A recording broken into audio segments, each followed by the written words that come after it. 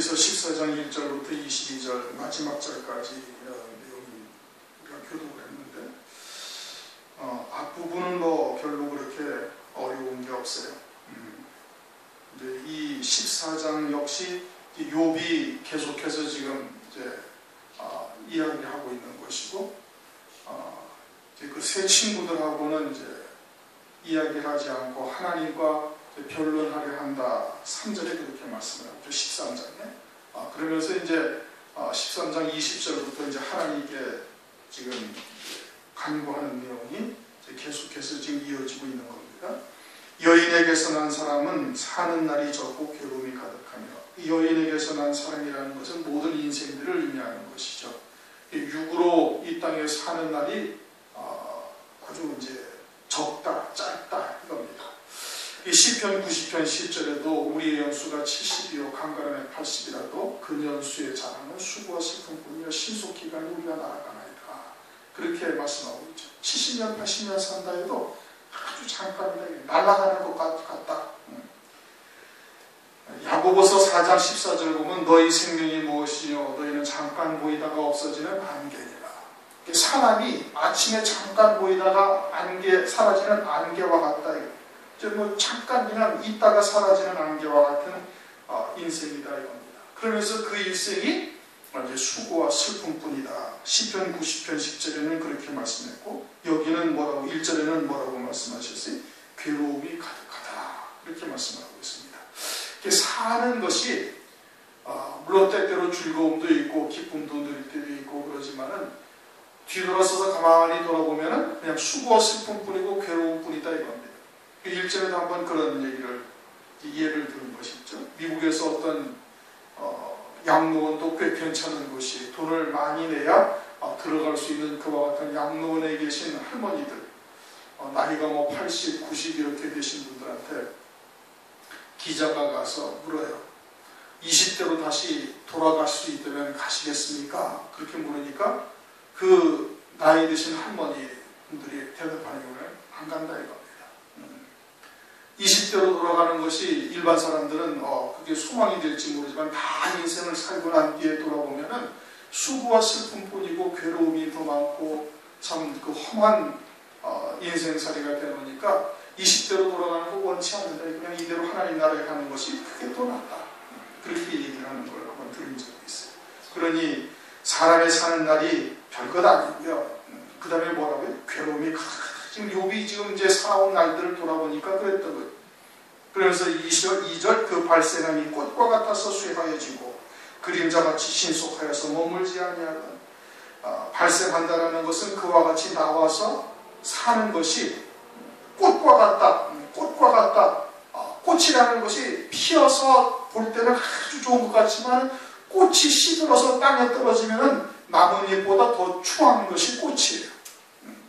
베드로전서 1장 24절에는 모든 육체는 풀과 같고 그 모든 영광이 풀의 꽃과 같더니 풀은 마르고 꽃은 떨어지네.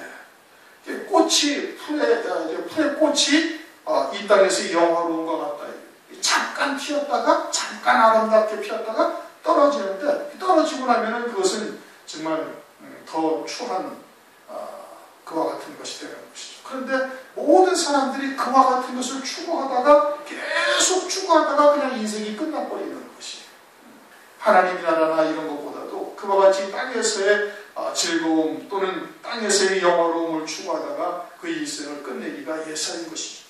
그래서 그 발생함이 꽃과 같아서 쇠하여지고 금방 사라져버릴 뿐 아니라 그림자같이 신속하여 머물지 않냐. 그림자라는 것은 실체가 아니죠. 그러니까 이 땅에서 무언가를 막 열심히 세우고 일구고 건축하였다 할지라도 그림자와 같다 이거예요. 뭔가 있는 것 같았는데 가서 보면 아무것도 없고 그것도 아주 신속히 사라져버린다. 우리의 일생에 사는 모든 수고와 노력들 또는 기쁨과 희락이 다 이와 같다 이겁니다. 아주 잠깐 있다가 사라질 것과 같은 사라지는 것과 같은 그와 같은 것이다 이거죠. 3절 이와 같은 자를 주께서 눈을 들어 살피시나이까. 욥 스스로를 지금 그와 같은 존재라고 하나님께 지금 고백을 하고 있는 겁니다. 자신의 아주 그냥 한계성을 절절히 느끼면서 하나님 앞에 이러한 자를 하나님께서 왜 이렇게 눈을 들어 살피시나이까? 나를 주의 앞으로 이끌어서 신문하시나이까?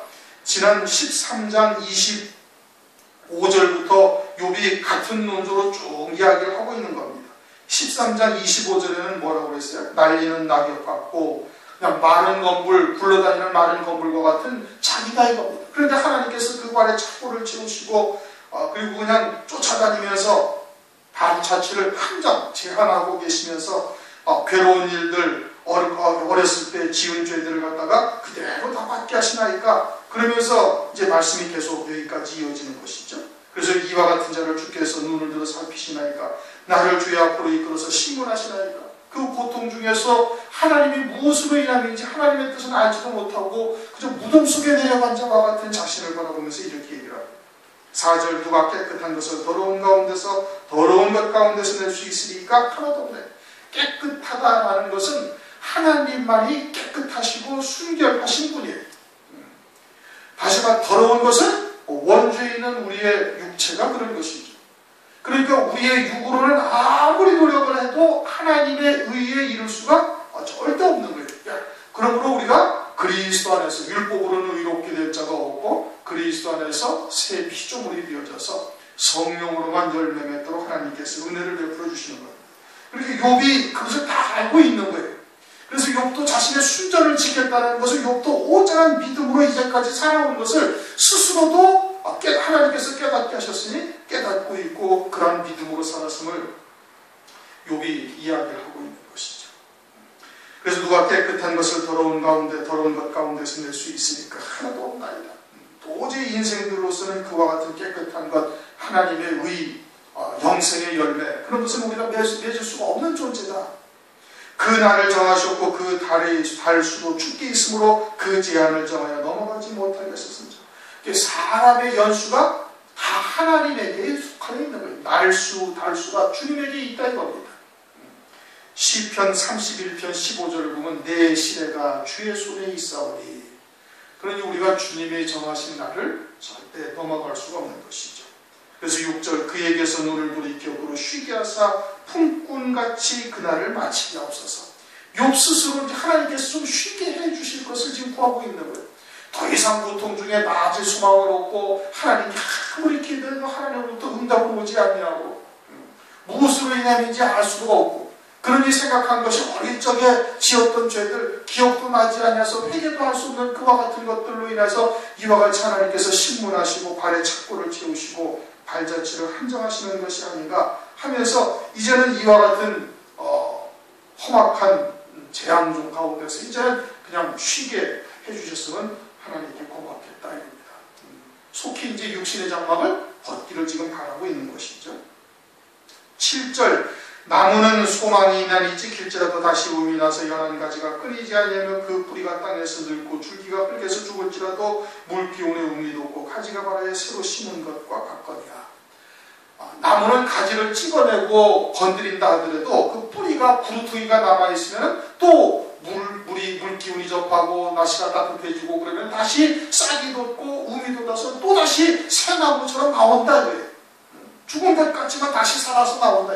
그런데 사람은 10절 사람은 죽으면 소멸되나 사람은 죽으면 어떻게? 완전히 그것으로 끝이 나버리는 거예요. 그 기운이 끊어진 즉 그가 어디 있느냐? 이 세상에서는 그를 알지도 못하는 거예요. 그가 어디 있느냐? 어디 있기는 있는데 이 세상이나 자기가 거하던 처소에서 그 사람을 아느냐? 알지를 못하는 거예요. 그 있던 처소도 알지 못하고 죽은 후에는 그가 이곳에 있지도 아니하는 거예요. 그러나 그가 어디 있느냐 말씀하시는 것은 분명히 어딘가는 있는 거예요. 어디에 있어요? 영의 세계에 가서 있는 것이죠. 다시는 이곳에 돌아올 수 없는 거예요. 사람은 죽으면 소멸되나니 그 기운이 끊어진 즉 그가 어디 있느냐? 물이 바다에서 줄어지고 하수가 마른 같이 사람이 누우면 다시 일어나지 못하고 죽었다가 다시 소생하는 사람이 있어요? 없다. 나무는 구루퉁이가 남아있으니까 물기운이 닿으면 다시 가지가 나오고 소생할 수 있지만 사람은 절대 그럴 수가 없다. 누우면 그냥 그것으로 끝이 나는 거예요. 그러면서 하늘이 없어지기까지 눈을 뜨지 못하며 잠을 깨지 못하느니라 그렇게 말씀하고 있습니다. 하늘이 없어진다라는 것은 언제를 말하는 거 하니 베드로후서 3장 10절을 보면은 그러나 주의 날이 도적같이 오리니 그날에는 하늘이 큰 소리로 떠나가고 체질이 뜨거운 불에 풀어지고, 하늘이 큰 소리로 떠나가는 때가 언제라고요? 주의 재림의 때를 말하는 것이죠. 계시록 6장 14절에도 보면 하늘은 종이 죽이 말리는 것 같이 떠나가고 여섯째 인을 딱 떼실 때에 일어나는 일이 하늘이 총당같이 검어지면서 하늘이 종이 총 말리듯이 사라진다 이겁니다. 여섯째 인은 둘째 화의 때를 말하는 것이고 후 3년 반 시작이 되었을 때 여섯째 인이 떼어지는 것이죠. 그때 하늘이 종이축 말리듯이 사라진다는 것은 하늘나라의 열매 맺어 영생의 열매 맺어 살아갈 수 있는 것이 이제 그때는 완전히 사라지는 거예요. 후 3년 반에는 이미 전 3년 반에 마지막으로 두 증인이 순교하고 1260일 동안 예언하다가 두 증인이 순교하고 그것으로 모든 진리의 빛이 사라지는 거예요. 영생의 열매 맺을 수 있는 길이 완전히 사라지는 거예요. 그래서 하늘의 종이축 말리듯이 사라진다, 떠나간다. 그래서 후 3년 반 여섯째 인을 될 때 그러는 것이죠. 그러니까 하늘이 떠나간다, 하늘이 없어지긴다라는 것은 주님의 재림을 갖다가 말씀하고 있는 것이, 하늘이 없어지기까지라 하시면 주의 재림을 이제 총론적으로 말씀하고 있는 것이죠. 이제 심판의 때요 주의 재림으로 말미암아서 음료교회들이 이제 진노의 심판을 받고 그리고 주께서 이제 재림하시게 되어질 것을 말합니다. 그러니까 사람이 일반적으로 죽으면 주님이 재림하실 때까지 어떻게 된다? 눈을 뜨지 못하며 잠을 깨지 못하는 그냥 무덤 속에 있는 거예요. 그 영은 낙원에 있는 것이고, 그리고 주님이 재림하시면 그때 다시 소망을 갖게 된다라는 것을 내포하고 있으니까 욥이 첫째 부활의 영광을 입는 자인 것을 지금 말씀을 하고 있는 겁니다.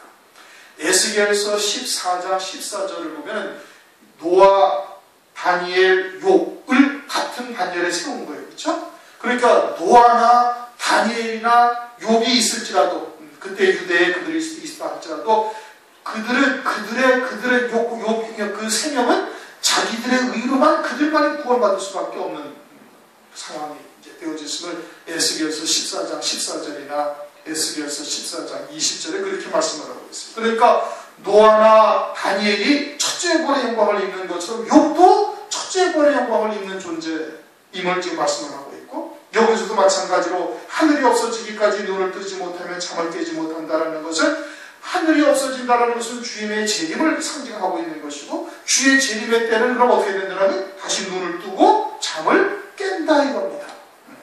그러니까 첫째 부활의 영광을 입게 되는 자, 또 그 소망을 가지고 있음을 지금 말씀을 하고 있는데, 그러면서 13절 주는 나를 음부에 감추시며, 여기서 음부라는 것은 누가복음 16장의 호화로에 연락하다가 죽은 후에 가는 음부가 아닌 겁니다.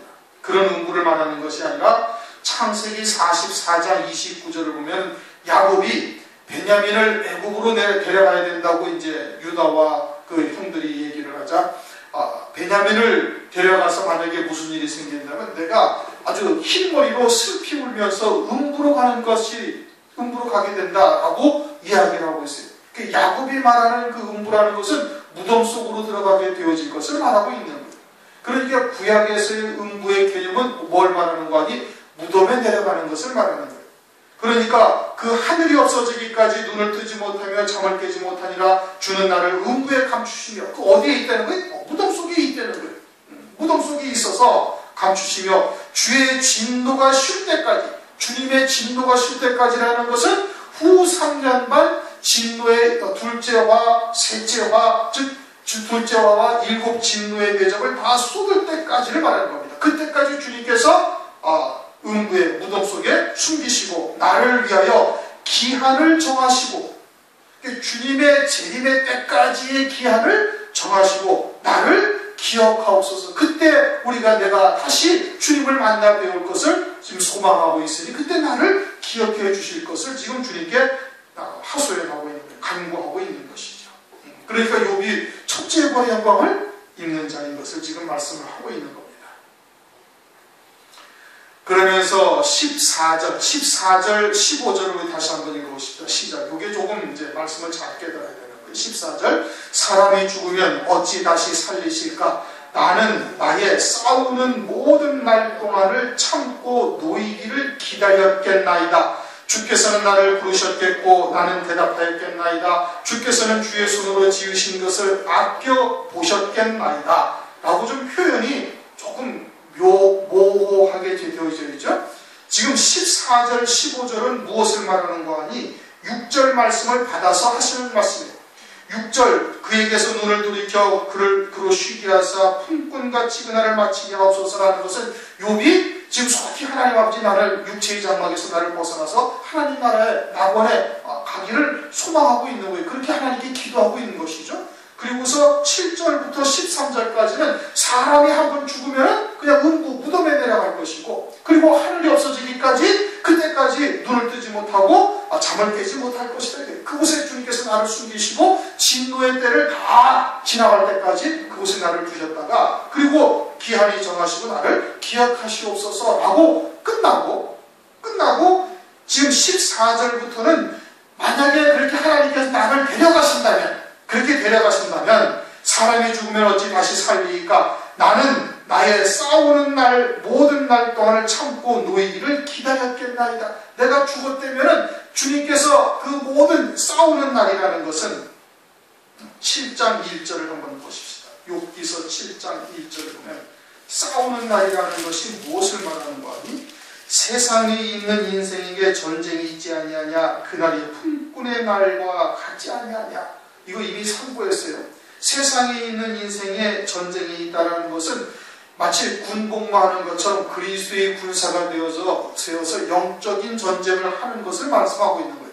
그러면서 품꾼은 무엇을 바라보고 일을 해요? 품삯을 바라보고 일을 하죠. 그러면 하나님의 그리스도의 군사들은 무엇을 바라보고 영적인 전쟁을 해요? 하늘나라에서의 영생의 열매, 하늘나라에서의 영광을 바라보고 일하는 것이에요. 그렇게 우리에게 전쟁이 있다 이겁니다. 그렇게 싸우는 날들이 있었던 거예요. 이 땅에서 육을 입고 있는 동안 영적인 전쟁을 하면서 참으로 정과 욕심을 십자가에 못 받고 그와 같이 모든 싸우는 날 동안 그동안을 계속해서 참고 또 참으면서 어떻게 하기를 기다렸겠다고요? 놓이기를 기다렸겠다 이겁니다. 어디에 갇혀져 있는데 무덤 속에 들어가 있으면서 눈을 뜨지 못하고 잠을 깨지 못하죠. 어느 때까지? 하늘이 없어지기까지. 그때까지 참고 인내하면서 그 노연하는 날, 다시 말하면 부활의 날을 소망하면서 기다렸겠나이다 이겁니다. 어디에서? 무덤에서 기다렸겠나이다. 무슨 얘기인지 이해가 되시나요? 지금 7절부터 13절까지는 요거는 다른 내용이에요. 삽입된 내용이에요. 사람이 죽으면 다시 일어나지 못한다는 것을 강조한 것이고, 죽으면은 하늘이 없어지기까지 일어나지 못한다 이겁니다. 그런데 욥은 지금 어떻게 하기를 원하고 있어요? 지금 너무나 고통 중에 있으면서 하나님의 뜻은 깨닫지 못하니까 마치 무덤 속에 있는 자와 같을 뿐인 것이고, 그러니 속히 이와 같은 고난 중에 고통 중에서 이제는 노연하기를 지금 바라고 있는 거예요. 그렇게 하나님께서 나의 기도를 들으셔서 노연하셨으면, 육체에서 노연해서 이제 죽었으면, 이제 쉽게 얘기하면 이미 내가 하나님께서 나를 데려가셨으면 죽었으면, 그러면은 그 영적인 싸움을 했던 그 모든 날들 오래 참고 또 참으면서 인내하면서 영적인 싸움을 했던 그 날들을 다 지나고 이제는 그 놓이는 날을 기다렸을 것입니다. 이런 뜻인 겁니다. 또 15절, 주께서는 나를 부르셨겠고, 언제? 그 노연하는 날, 하늘이 종이 충만듯이 사라지는 주님의 재림일 때 주님이 나를 부르셨을 것이다. 왜? 첫째 분의 영광을 입는 자이니까. 나는 대답하였겠나이다. 나는 그 무덤에서 다시 나와서 대답하였을 것이고, 주께서는 주의 손으로 지으신 것을 아껴보셨겠나이다.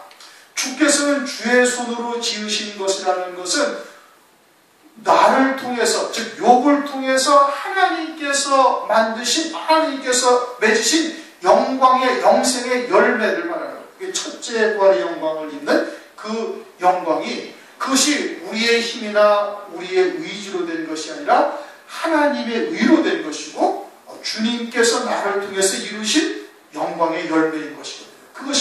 그것을 주님께서 아껴보셨겠나이다. 주님이 재림하실 때 요한계시록 19장 14절을 보면 백마를 타고 희고 깨끗한 세마포 옷을 입고 주님의 뒤를 따르지 않습니까? 재림하실 때 그에게 붙은 자가 되는 자들을 말이죠. 말하는 것이죠. 그들은 자기의 의로 사는 거예요? 하나님의 의로 사는 거예요? 오직 믿음으로 사는 거예요. 하나님의 의로 성령의 인도하심을 쫓아서 믿음으로 열매 맺으며 사는 거예요. 그렇게 그 열매가 하나님의 의의 열매인 것이 주께서 지으신 것이죠. 주께서 지으신 것을 주님께서 그것을 얼마나 참으로 사랑스럽게 바라보셨을 것인가 라고 지금 고백을 하고 있는 것입니다. 무슨 뜻인지 이해가 되시죠?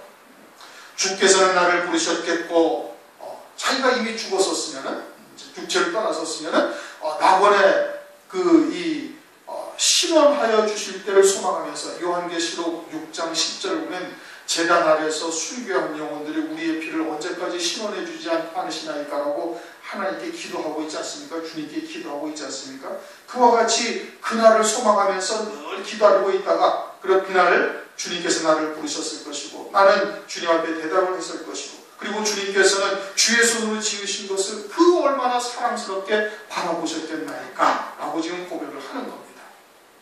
그러하온데는 뭐예요? 그런데 주님께서 그리하지 아니하시고 이제 주께서 나의 걸음을 세시오니 나의 죄가를 살피지 아니하시나이까 내 허물을 주머니에 봉하시고 내 죄악을 싸매시나이다. 이전과 같은 말씀이죠. 25절 13장 25절 이하의 말씀과 똑같은 내용인 것이 주님께서는 사유하기를 기뻐하시는 우리의 죄를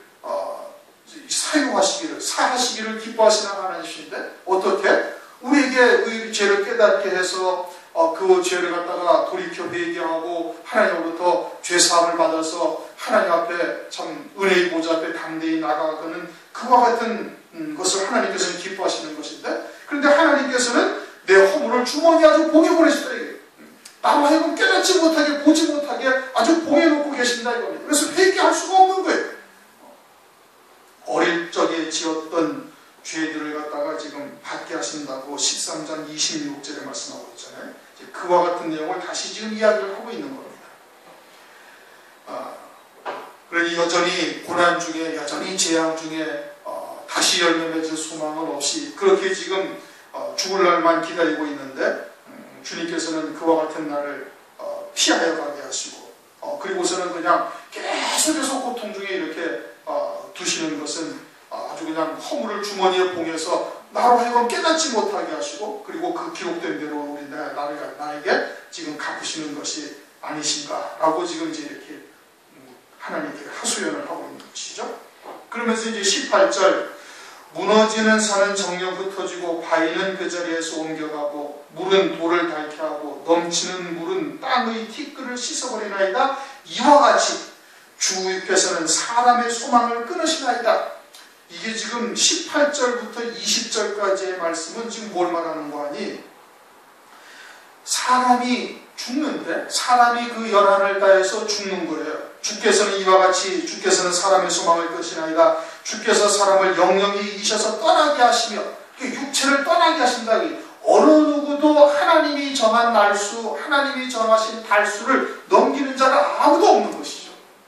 주께서 영영히 사람으로 하여금 떠나게 하신다는 거예요. 사람의 소망을 끊으신다. 죽는다 이겁니다. 근데 그 죽는데 어떻게 죽는 거 아니? 18절 무너지는 산은 정녕 흩어지고 바위는 그 자리에서 옮겨가고 엄청난 큰 지진이라든지 아니면 그냥 화살이 막 폭발하는 것처럼 해가지고 순식간에 죽게 하거나 그러지 않으면 물은 돌을 닳게 하고 넘치는 물은 땅에 티끌을 씻어버리나이다. 떨어지는 물방울이 바위에 구멍을 뚫는다고 그러지 않습니까? 근데 한 방울 한 방울 떨어져 봐야 아무런 표시도 나지 않은데 오랜 세월이 지나다 보면은 그냥 돌에 구멍이 뚫려진다. 사람을 데려가시는데 우리가 하루하루 살아가는 것이 마치 그와 같다 이겁니다. 결국에는 어떻게 돼? 그 소망이 다 끊어지는 자가 된다. 물이 돌을 닳게 하고 구멍을 뚫는 것처럼 또는 넘치는 물은 땅에 티끌을 씻어버리나이다. 중국에 가면은 황하강이라는 게 있잖아요. 왜 황하냐면 항상 누런 물이 흐르는 거예요. 왜 누런 물이 흐르요? 그냥 진흙이 계속해서 흘러나가는 거예요.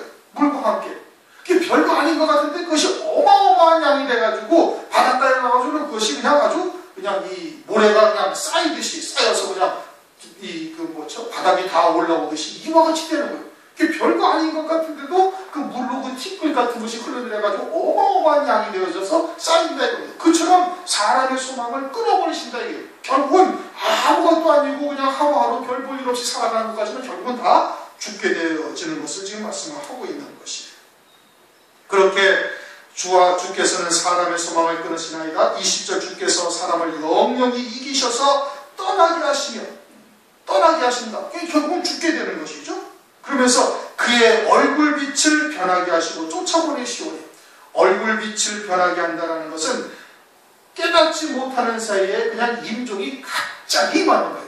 화산이 폭발하듯이 아니면 지진이 나듯이 사형선고 또는 큰 질병으로 또는 갑자기 어떤 사고로 갑작스럽게 죽는다든지, 아니면 나이 들어서 그 연수와 달수를 다 채우고 죽는 거예요. 그런데 나이가 90이 된 양반도요, 자기가 죽는다는 것은 거의 생각지 않습니다. 말을 하지요. 말을 하는데 죽는다는 거에 대해서 별로 생각지 않고 살아가요. 만약에 우리가 죽는 날을 알다면 얼마나 살맛이 없고 불안하고 그렇게 했어요. 그러니까 하나님께서 그것을 아예 생각지도 않게 살아갈 수 있게 하신 것이 참 때로는 유익하기도 하지만, 그러다가 갑자기 죽게 되어지니까 그냥 엄격결에 죽임을 망하는 자가 되어졌으니까 얼굴빛을 변하게 하시고 쫓아보낸다 이거예요. 육체를 떠나게 하신다 이겁니다. 떠나게 한다. 그전에도 한번 그런 예를 하나 든 적이 있었죠. 미국의 무슨 아주 유명한 희극 작가인데 이름은 잊어버렸어요. 그런데 그 사람이 묘비에다가 뭐라고 묘비를 써달라 했냐면, 내가 우물쭈물 하다가 이럴 줄 알았다. 본인이 나이가 먹어서 아마 80몇 살인가 90몇 살까지 살다가 죽었는데, 그런데도 자기가 죽는다는 생각을 전혀 못했던 것이죠. 그러니까 내가 우물쭈물 하다가 이럴 줄 알았다고 묘비명에다 딱 쓰라고 하라고 그렇게 하는 거예요. 사람은 그냥 바위 돌에 물방울 떨어지는데 그것이 큰 영향이 있을까 싶을 정도의 그런 것이지만, 결국은 구멍이 뚫어지고 돌을 닳게 하듯이 사람은 결국은 하나님께서 다 떠나보내게 하시는 거예요. 그런데 그것을 미처 생각지 못하고 있다가 갑자기 그냥 그런 임종을 당하게 되니까 얼굴빛을 변하게 하시고 쫓아보내시오니, 21절 그 아들이 존귀하나 그가 알지 못하며, 그 아들이 존귀하나 그가 알지 못한다라는 것은, 아들이라 하시면 하나님의 아들의 영의 육신을 이렇게 이 땅에 보내심을 받은 존재들이에요. 성도들이죠. 장차 하늘나라의 아버지의 유업을 이을 자들로서 살아갈 수 있도록 이 땅에 보내심을 받은 존재. 그러니까 얼마나 존귀한 자예요. 그런데 그것을 깨닫느냐? 깨닫지 못한다 이겁니다. 그것을 알지 못하는 거예요. 이게 멸망하는 짐승과 같은 거예요. 비천하나 그가 깨닫지 못하나이다. 이것은 누가복음 16장에 호화로에 연락하던 부자와 같이 장차 하나님의 나라에서 아주 비참한, 즉 음부에 떨어져서 고통 중에, 불꽃 가운데 고통 중에 있을 것을 깨닫지 못하는 거예요. 육을 입고 있는 하나님의 백성들이 그러하다 이겁니다. 그러니까 시편 49편 20절에 뭐라고 말씀하셨어요? 존귀에 처하나 깨닫지 못하는 사람은 멸망하는 짐승 같도다. 그렇게 말씀하고 있는 겁니다. 22절 오직 자기의 살이 아프고, 자기의 살이 아프다라는 것은 그렇게 존귀한 하나님의 아들의 영을 입은 자들로 하여금 깨닫지 못하니까 하나님께서 징계와 채찍으로 때리실 때에 그저 살만 아픈 것만 생각을 하는 거예요. 육체적인 고통만 느끼고 있고 그냥 그것만 고쳐달라고, 거기에서만 벗어나게 하려고 하나님 앞에 그냥 아우성치고 부르짖고 기도하고 있다 이겁니다. 자기의 살만 아픈 것만 아는 거예요. 그 영이 죽어가고 영이 멸망의 길을 가고 있는 것은 깨닫지 못하는 거예요. 그리고 자기 마음이 슬플 뿐이다 라는 것은 갑자기 죽는 자들이 이제 갑자기 죽게 되어졌으니까 죽음만을 이제 슬퍼하게 되어지고, 열매 없이 죽는 자를 보시는 하나님의 마음은 전혀 깨닫지 못하는 이와 같은 인생들인 것을 지금 말씀하고 있는 것이고, 욥도 이와 같이 계속된 고난 중에, 재앙 중에 하나님의 뜻은 깨닫지도 못하고 있다가 자기도 이와 같이 되어질까 하여 지금 심히 염려하고 있는 것이죠. 그러므로 14장 전체는 인생의 허무함을 지금 얘기하고 있는 거예요. 인생의 허무함을 얘기하고 있는 거예요. 이 땅에서 하나님의 온전하신 뜻을 깨닫지 못하고 아무것도 아닌 존재다 이겁니다. 아들인데 아들로서 존귀하나 그가 깨닫지 못하고 그리고서는 하늘나라에서 영원한 멸망 가운데 처해지는 것을 그것도 알지 못하고 그저 육신적인 일에 그냥 고통당하는 것만 아프다고 하나님 앞에 아우성치다가 그리고서는 하나님께서 그렇게 안타까워하시는 것은 깨닫지도 못하고 그냥 황망한 중에 망하는 자가 되지 않고 해 주실 것을 지금 하나님께 구하고 있는 겁니다. 오늘날 우리들도 참으로 이제 잠깐이죠. 나이 든 사람이야 다 깨닫지만 젊은 친구들이 그것을 잘 알지 못하겠습니다만 정말 잠깐 지나가는 거예요. 그러다가 누우면 다시 올 수가 있어요? 없어요? 절대 오지 못한다 이겁니다. 그러니 이 땅에서 사는 한날 한날이 얼마나 소중한지를 우리가 잘 깨달아야 되는 것이고 왜 이 땅에 살게 하셨는지 그 하나님의 뜻을 안다는 것이 얼마나 큰 은혜인지를 하나님께 감사를 드려야 되는 겁니다. 그럼에도 불구하고 존귀에 처하나 깨닫지 못하는 자들이 얼마나 많은지 알 수가 없지요. 욥은 하나님의 뜻을 알지 못해서 이렇게 그냥 부르짖으면서 안타까워하고 있는 것이 오늘날 우리들에게 하나님께서 그와 같은 구원의 은혜를 베푸시고 하나님의 뜻을 알게 하시다는 것이 커다란 은총인 겁니다. 그것이 우리에게 힘이 되고 우리가 소망을 갖고 또 일어서고 또 일어서고 할 수 있는 근거가 되는 것이죠. 그와 같은 하나님의 은혜를 감사하시면서 승리하시기를 주님의 이름으로 축원합니다. 동서와 함께 기도하십니다.